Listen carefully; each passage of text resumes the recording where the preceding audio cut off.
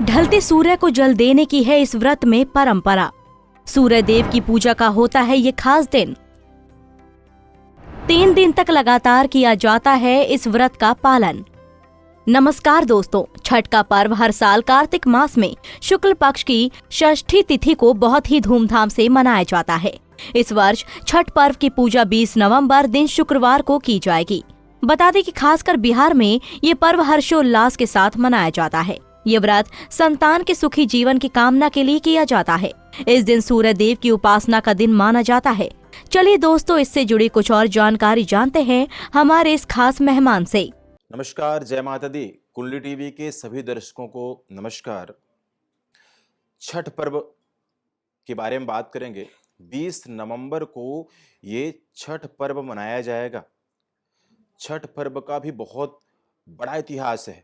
ऐसी मान्यताएं हैं, महाभारत काल में भी इस व्रत को किया गया है। द्रौपदी से लेकर के बहुत सारे स्त्रियों ने, सतियों ने इस व्रत को किया है। छठ व्रत अगर आप देखें तो बहुत कठिन, बहुत तपस्या करने वाला व्रत है।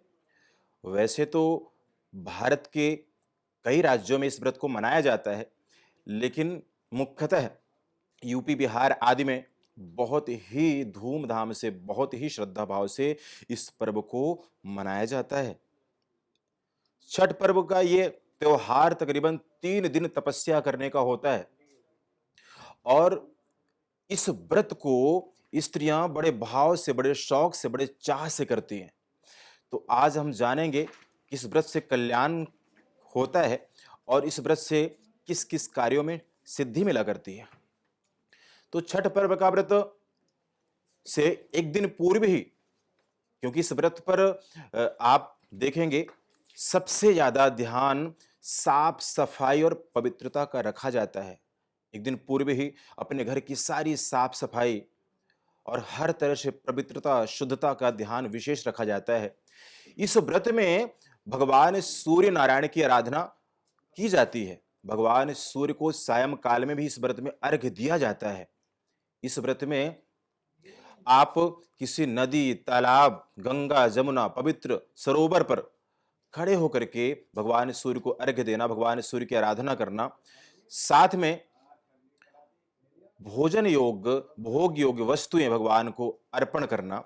कुछ विधान, शास्त्रीय विधान तो एक जैसे हैं, लेकिन कुछ विधान, कुछ रीति रिवाज कई स्टेटों में जाकर कुछ बदल जाया करते हैं। मुख्यतः चावल के लड्डू आदि बनाना, खीर पूड़े का प्रसाद, बांस की टोकरी आदि में सजा करके भगवान को अर्पण करना, सूर्य की आराधना करना।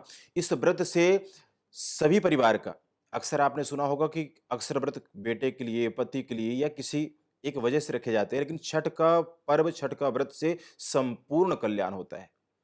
छठ का व्रत करने से जीवन में स्थिरता बनती है, भगवान की कृपा प्राप्त होती है और ये 3 दिन तपस्या के ऐसे होते हैं जिससे पूरा जीवन ही सफल हो जाता है। इसलिए व्रत का तो अगर आप साइंटिफिक कारण भी देखें तो व्रत करने से वैसे ही बहुत फायदा है। मुख्यतः छठ जैसे व्रत को कर देने से व्यक्ति को कैंसर आदि, किडनी आदि की बड़ी बीमारी नहीं हुआ करती है।